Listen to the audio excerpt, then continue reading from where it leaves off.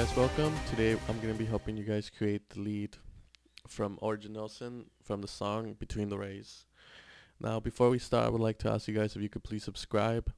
I just created this channel and currently I'm trying to get subscribers and get that up. I'm going to be releasing a lot of tutorials and a lot of my works on this channel. So if you subscribe, it will benefit you and it'll benefit me. I'll get people to hear my stuff and it'll benefit you because you'll learn how to create some amazing sounds. So, hopefully you subscribe and let's get to it. Alright, so the sound we're going to be creating is going to be sounding like this.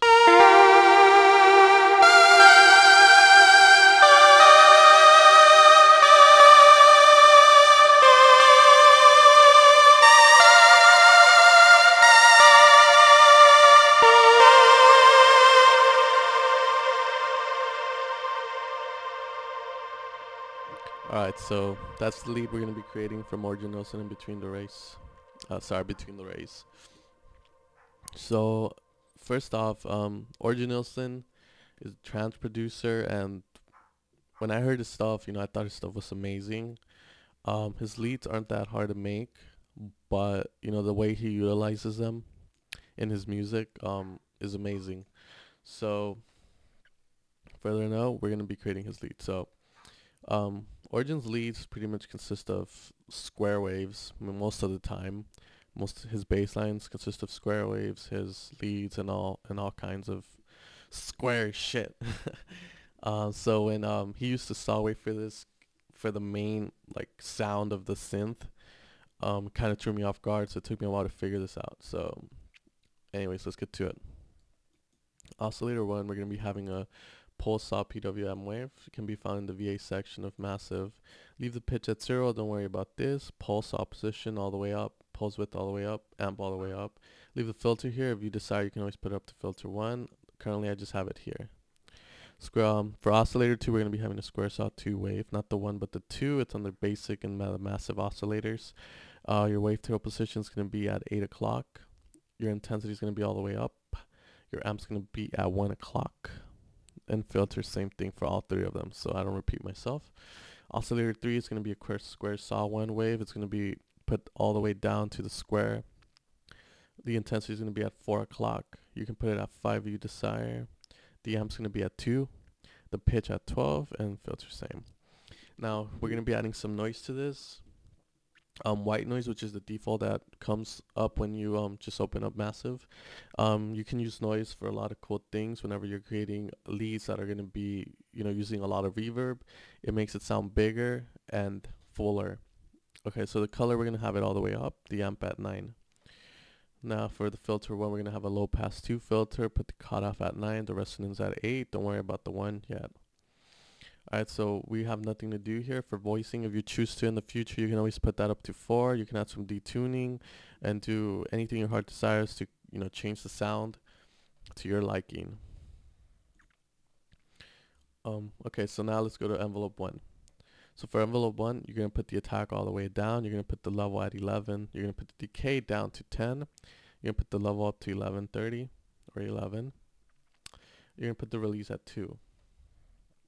This is going to be dragged into your cutoff, which you see the 1 there. So that means this is being changed with the 1 parameter, and it's blue, so that means it's the envelope.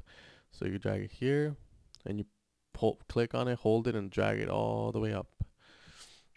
Alright, so pretty much this envelope is telling this how to change over time. So if we have the attack all the way down here, you can see that the envelope's going to go really fast to this value here, and it's going to sustain for this long until it pretty much releases and decreases.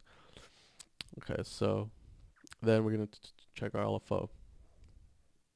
So just drag the 5 LFO here, and then just put the pitch for the LFO here at negative 0.21. The LFO is telling this sound that it's going to be changing over time. You can put the rate up, you can leave it here, it's up to you. Now if you want to see the effect the LFO makes on sounds, usually it makes it sound more gritty, more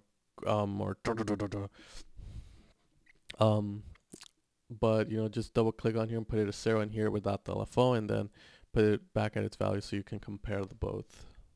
So you can see what putting an LFO on the pitch, makes the sound change. Okay, so pretty much we're almost gonna be done here. We're gonna go to the effects one.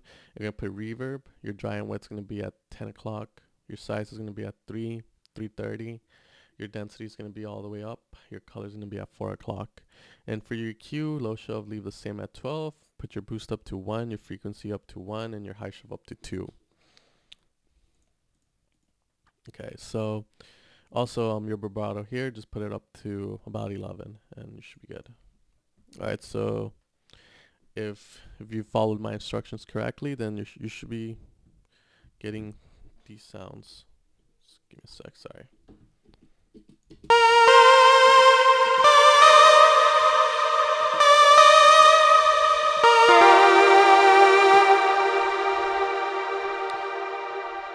Alright guys, so that's it. Thanks for tuning in. Hopefully this is the lead you were seeking. Please make sure to subscribe, hit the like button, and comment. It only takes a couple minutes, maybe seconds, maybe milliseconds of your day.